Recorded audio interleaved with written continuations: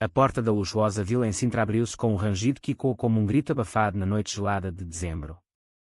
Ricardo Almeida, o bilionário que construíra um império de hotéis de luxo desde Lisboa até ao Algarve, entrou de surpresa, mais cedo do que o previsto da viagem de negócios no Porto. O ar estava pesado, o aquecimento desligado, e um silêncio mortal pairava sobre a casa que ele comprara para ser o ninho perfeito. Chamou por ela, por Inês, a ama que contratara há 8 meses para cuidar do seu filho adotivo, o pequeno Tomás, mas ninguém respondeu. Subiu as escadas de mármore, o coração apertado por um pressentimento que não conseguia explicar. A porta do quarto do bebê estava entreaberta. Empurrou-a devagar e o mundo parou. Ali, no chão frio, Inês jazia imóvel, encolhida como uma folha seca, os braços envolvendo Tomás, que choramingava fracamente contra o seu peito. O rosto dela estava pálido, os lábios azulados, os olhos semicerrados fixos num ponto invisível. Congelara. Não de frio literal, o médico diria depois que fora um aneurisma rupturado, súbito, implacável, mas naquele instante, para Ricardo, parecia que o inverno inteiro a tinha engolido. Tomás, com apenas 10 meses, sobrevivera por milagre, protegido pelo corpo dela. Ricardo caiu de joelhos, o casaco caro manchado pelo chão úmido, e pegou no filho com mãos trêmulas. O bebê, sentindo o cheiro familiar do pai, calou-se por um momento, mas depois chorou com mais força, como se soubesse que algo irreparável acontecera. Ricardo abraçou-os aos dois, o corpo ainda quente de Inês contra o seu, e soluçou em silêncio. Por que ela? Por que agora? Inês fora mais do que uma ama. Fora a única pessoa que o compreendera verdadeiramente nos últimos anos, a única que vira além da fachada de homem poderoso e solitário. Tudo começara um ano antes, quando Ricardo, aos 35 anos, decidira adotar uma criança sozinho. Portugal permitia-o desde 2016, mas a sociedade ainda sussurrava. Ele, gay assumido num mundo de negócios conservador, enfrentara olhares de lado nos jantares de gala, comentários velados nas reuniões. Um homem sozinho com um bebê. Não é natural, diziam alguns. Mas Ricardo não se importava. Queria uma família, um amor puro, incondicional. Tomás chegara da maternidade de Lisboa, um bebê abandonado, e Ricardo contratara Inês por recomendação de uma agência de confiança. Inês era trans, algo que revelara na entrevista com uma coragem serena que o impressionara. Não escondo quem sou, Sr. Almeida. Se isso for problema, prefiro saber agora. Ele sorrira, tocado pela honestidade. Aqui não será. Esta casa é um refúgio. E assim fora. Nos primeiros meses, Inês cuidara de Tomás com uma dedicação que ia além do profissional. Cantava-lhe fados baixinho, embalavam nas noites de cólica, e aos poucos, as conversas com Ricardo alongaram-se até altas horas. Ele contava-lhe sobre a infância difícil no Porto, o pai rígido que o deserdara ao saber da sua orientação, a mãe que morrera cedo demais. Ela falava da transição, das rejeições familiares no Alentejo rural, da luta para ser aceito como mulher. As pessoas veem o que querem ver, dizia ela, os olhos castanhos brilhando com uma tristeza antiga. Mas eu vejo-te a ti, Ricardo. Vejo o homem bom que escondes atrás desse império. A atração surgira devagar, como o nascer do sol sobre o Tejo. Primeiro, olhares demorados na cozinha, enquanto preparava o pequeno almoço. Depois, toques acidentais que faziam o ar crepitar. Uma noite, após Tomás adormecer, sentaram-se no terraço com vista para as luzes de Sintra. Inês confessara, nunca pensei apaixonar-me por alguém como tu. Um homem que poderia ter tudo, mas escolhe a solidão. Ricardo pegara na mão dela. Não estou sozinho agora. Beijaram-se ali, sob as estrelas, um beijo tímido mas cheio de promessas. Não era só desejo, era compreensão profunda, dois seres marginalizados que encontravam refúgio um no outro. Ricardo, que sempre temera compromissos por medo de perder o controle, sentira-se vulnerável pela primeira vez. Inês, que carregava cicatrizes de amores fracassados, permitira-se acreditar de novo. Mas havia segredos. Ricardo não contara tudo sobre a adoção de Tomás. O processo fora complicado, com pressões de advogados para que parecesse tradicional. E Inês? Inês guardava algo que o atormentava em silêncio. Ele via-a por vezes olhar para Tomás com uma intensidade diferente, como se o bebê fosse mais do que um encargo. Naquela noite fatídica, enquanto esperava a ambulância, Ricardo folheava o telemóvel de Inês, caído ao lado dela. Uma mensagem não enviada para ele: preciso de te contar a verdade sobre Tomás. Ele não é só teu filho. É nosso, de uma forma que nunca imaginei. O coração de Ricardo parou. O que queria ela dizer? Os paramédicos chegaram, confirmaram a morte súbita. Ricardo, com Tomás ao colo, sentiu o mundo desabar. Como poderia criar o filho sozinho agora? E que verdade era aquela que Inês levara para o túmulo? Nos dias seguintes, o funeral foi discreto, em Lisboa. Amigos de Ricardo, poucos e selecionados, ofereceram condolências. Mas ele mal ouvia. A vila parecia vazia, e quando memórias. Tomás chorava constantemente, como se sentisse a ausência. Ricardo contratou uma nova ama temporária, mas nada era igual. Uma semana depois, ao arrumar os pertences de Inês, encontrou uma caixa escondida no quarto dela.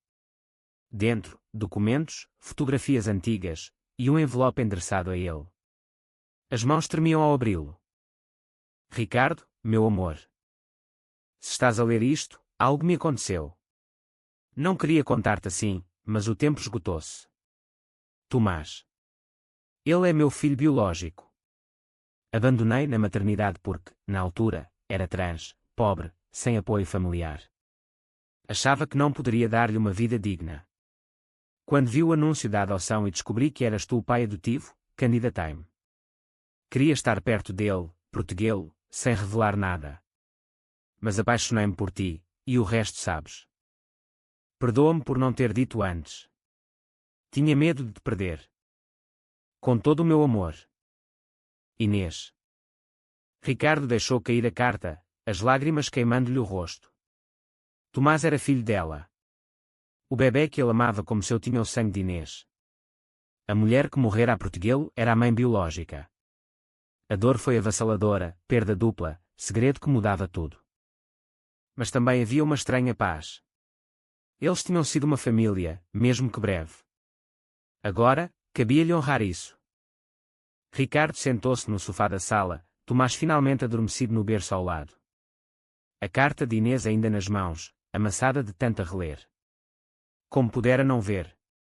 Os olhos do bebê, tão parecidos com os dela, o mesmo castanho profundo, o mesmo formato. As mãos pequenas que se agarravam a Inês com uma familiaridade instintiva. Tudo fazia sentido agora, de uma forma cruel. A culpa devorava-o por dentro. Se soubesse, teria insistido para que ela ficasse como mãe, não como ama. Teriam construído uma família aberta, desafiando os olhares da sociedade portuguesa que, apesar das leis progressivas, ainda julgava em silêncio. Portugal mudara muito desde a Revolução dos Cravos, casamento gay desde 2010, a adoção permitida, proteção contra discriminação, mas nas famílias abastadas como a dele, as aparências contavam. Ricardo crescera num mundo onde ser gay era tolerado nos círculos liberais de Lisboa, mas sussurrado nas províncias. O pai, um empresário conservador do Norte, cortara relações quando ele assumira a orientação aos 25 anos. Não quero um filho assim na minha empresa, dissera. Ricardo construíra o seu império sozinho, provando que não precisava de aprovação. Mas no fundo, a rejeição doía ainda. Inês entrara na sua vida como um bálsamo. Ela compreendera essa dor, a dela era semelhante, agravada pela transição. Contara-lhe sobre a família no Alentejo que a renegara, chamando-a de aberração. Eles preferem uma filha morta a um filho vivo como mulher, dissera uma noite, a voz embargada. Agora, com a verdade revelada, Ricardo questionava tudo. Deveria contar a Tomás um dia. Como explicar que a ama que o salvara era a mãe que o abandonara por amor? A ideia atormentava-o. Ele, que sempre controlara tudo, negócios, imagem pública, sentia-se perdido. Decidiu investigar mais. Ligou à agência de adoção, pedindo o processo completo. O advogado, hesitante, confirmou: o bebê fora abandonado anonimamente, mas havia registros médicos. Inês aparecera como doadora de óvulos. Não. Espera, ela era a mãe biológica, sim, mas o pai. O pai genético era desconhecido. Ou seria? Nos documentos antigos, um detalhe: inseminação artificial numa clínica privada. Inês usara esperma de doador anónimo. Ricardo sentiu um arrepio. Poderia ser coincidência. Dias passaram em névoa. Ricardo mal saía de casa, cuidando de Tomás com uma dedicação febril. O bebê, sentindo a tensão, chorava mais. Uma noite, ao mudar a fralda, Ricardo viu uma marca de nascença na perna de Tomás, idêntica à que ele próprio tinha, herdada do avô. Impossível. Ou não? Lembrou-se de uma doação que fizera anos antes, aos 30 anos, numa clínica em Lisboa. Fora anónima, para ajudar casais inférteis. Nunca pensara mais nisso. Mas isso? E se o esperma tivesse ido para Inês? A ideia era louca, mas obcecante. Ligou à clínica, usando a influência do nome Almeida. Após subornos discretos e promessas de confidencialidade, obteve os registros antigos. Sim. O doador coincidia. Ele era o pai biológico de Tomás. O choque foi como um sismo. Tomás era filho dele e de Inês, biologicamente. Eles tinham se encontrado por destino, apaixonados sem saber que já estavam ligados pelo sangue do filho. Ricardo chorou até o corpo doer. A dor da perda misturava-se com uma alegria amarga. Inês morrera sem saber. Ele quase perdera a oportunidade de saber. Mas agora, o que fazer? A sociedade aceitaria uma família assim? 2 pais, não, ele sozinho agora, com um filho de uma mulher trans que fora sua amante. A solidão apertava. Precisava de alguém com quem falar. Lembrou-se de Miguel, o velho amigo de infância do Porto, agora médico em Lisboa. Miguel era gay também, o único que ficara ao seu lado quando o pai o rejeitara. Ligou-lhe. Preciso de ti. É urgente. Miguel chegou no dia seguinte, um homem alto, de olhos verdes e sorriso caloroso. Abraçou Ricardo longamente. O que aconteceu, amigo? Ricardo contou tudo, a morte de Inês, o segredo, a descoberta genética. Miguel ouviu em silêncio, a expressão passando de choque a compaixão. Ricardo. Isso é incrível. Trágico, mas incrível. Tomás é vosso filho verdadeiro. Vocês eram uma família sem saber. Mas agora estou sozinho. Como crio um filho com esta história? Miguel pegou na mão dele, não estás sozinho. Eu estou aqui. Havia algo no olhar de Miguel que Ricardo nunca notara antes. Uma ternura profunda. Anos antes, na universidade, Miguel confessara uma paixoneta por ele, mas Ricardo, confuso, afastara-o. Somos só amigos, dissera. Agora, com o coração em farrapos, Ricardo viu Miguel de outra forma. Forte, leal, paciente. Passaram a tarde a cuidar de Tomás juntos. Miguel embalou o bebê com uma naturalidade que emocionou Ricardo. Ele é lindo. Tem os teus olhos. Ao fim do dia, no terraço, Miguel disse, eu sempre te amei, sabes? Mais do que amigo. Esperei que um dia visses. Ricardo sentiu um calor novo no peito frio. Talvez agora veja. Beijaram-se devagar, um beijo de cura, não de paixão avassaladora. Mas era o início de algo. Ainda assim, a dor por Inês permanecia. Ricardo visitava o cemitério semanalmente, levando flores. Desculpa não ter sabido antes. Mas Tomás saberá quem foste. A mãe corajosa que o salvou. A vida continuou, mas o conflito interno crescia. A família de Ricardo, distante, soube da morte da ama e perguntou pelo bebê. A mãe dele, já idosa, ligou, vem visitar-nos no Porto com o menino. Ricardo hesitou. Levar Tomás e Miguel. Apresentá-los como família. A tensão aumentava. O comboio para o Porto partiu de Lisboa numa manhã chuvosa de janeiro. Ricardo segurava Tomás ao colo, Miguel ao lado com a mala do bebê. A decisão fora difícil, aceitar o convite da mãe, confrontar o passado familiar. Eles precisam de conhecer o neto, dissera ela, ignorando a complexidade. Ricardo temia o julgamento. O irmão mais velho, António, herdara a empresa do pai e nunca perdoara a vergonha da orientação de Ricardo. Um Almeida não é assim, repetia. Miguel apertou-lhe a mão. Estou contigo. Não te deixes sozinho. Chegaram à velha casa familiar no bairro da Foz, com vista para o Atlântico. A mãe, de Leonor, idosa mas elegante, abraçou Tomás com lágrimas. Que lindo menino! Parece-te, Ricardo. António e a mulher, Sofia, receberam-nos friamente. O jantar foi tenso. Conversas sobre negócios, o império hoteleiro de Ricardo que eclipsara o deles. Então, António perguntou, e a mãe do miúdo? Morreu, disseste. Ricardo engoliu em seco. A ama. Mas era mais do que isso. Contou parte da história, o amor por Inês, a morte trágica. Omitiu a parte biológica por enquanto. António franziu o sobrolho. Uma ama. E era. O quê? Trans, ouvi dizer. A mãe interveio. António, cala-te. O importante é o bebé. Mas o veneno espalhou-se. Sofia murmurou, não é natural, um homem sozinho com uma criança. Miguel, até então silencioso, ergueu-se. Desculpem, mas Ricardo é um pai excelente. E eu estou aqui para os ajudar. Somos uma família. António riu-se. Família. 2 homens e um bebê de uma anomalia. Ricardo explodiu. Cala-te. Inês era uma mulher incrível, melhor do que muitos. E Tomás é meu filho, nosso filho. Revelou tudo, a maternidade biológica de Inês, a doação de esperma coincidente. O silêncio caiu como chumbo. Leonor chorou. Meu Deus! Então o menino tem o nosso sangue dos 2 lados. António, pálido, isso é doentio. Incesto genético ou o quê? Não. Foi coincidência. Destino. A discussão escalou. António ameaçou deserdar Tomás de qualquer herança. Não quer essa confusão na família Almeida. Ricardo levantou-se, Tomás chorando nos seus braços.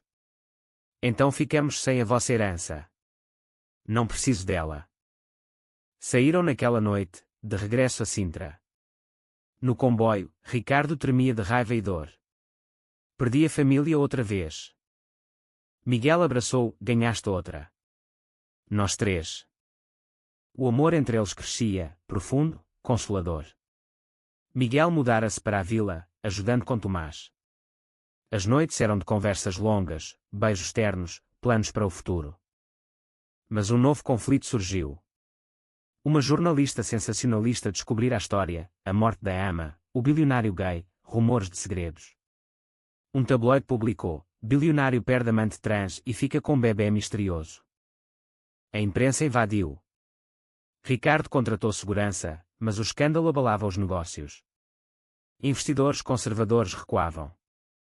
Pior, a família de Inês, do Alentejo, apareceu. Uma irmã mais velha, Margarida, exigiu custódia de Tomás. Era filho da nossa Inês. Não de um homem rico que a usou como ama. O tribunal marcou audiência. Ricardo lutava, provando ser o pai adotivo legal, e agora biológico.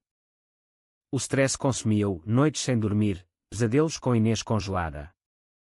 Miguel era o pilar. Vamos vencer. Pelo Tomás, pela Inês.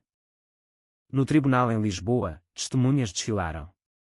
O advogado de Margarida pintou Ricardo como egoísta, explorador. Usou uma mulher vulnerável. Ricardo testemunhou, voz firme mas olhos marejados. Amei Inês mais do que tudo.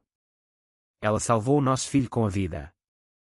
Apresentaram os testes de ADN, confirmando a paternidade dupla por coincidência. A juíza, progressista, decidiu a favor de Ricardo. A criança está num ambiente estável, com 2 pais amorosos. Margarida chorou, mas aceitou visitas supervisionadas. A vitória foi agridoce. A imprensa acalmou, mas cicatrizes ficaram. Ricardo e Miguel decidiram oficializar. Casaram-se numa cerimónia íntima em Sintra, com Tomás como pajem mirrado.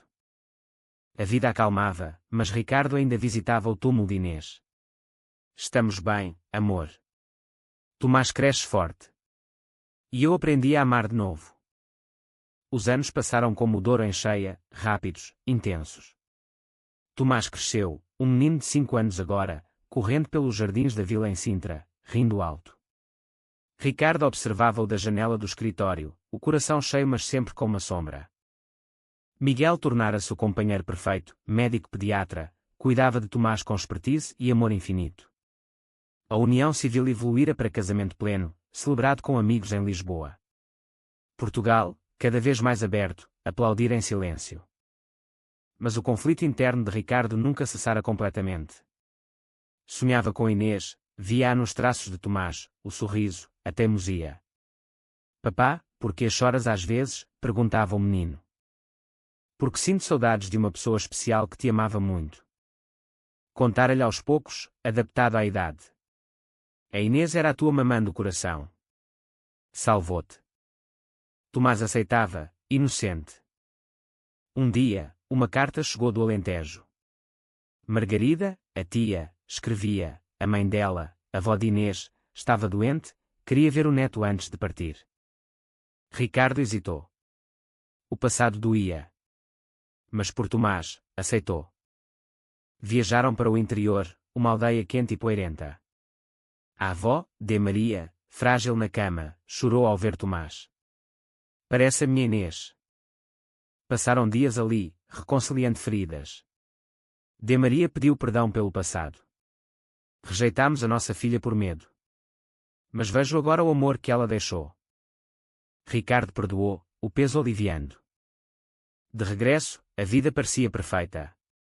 Mas o destino reserva sempre curvas. Numa conferência em Lisboa sobre direitos LGBT, Ricardo foi convidado como orador.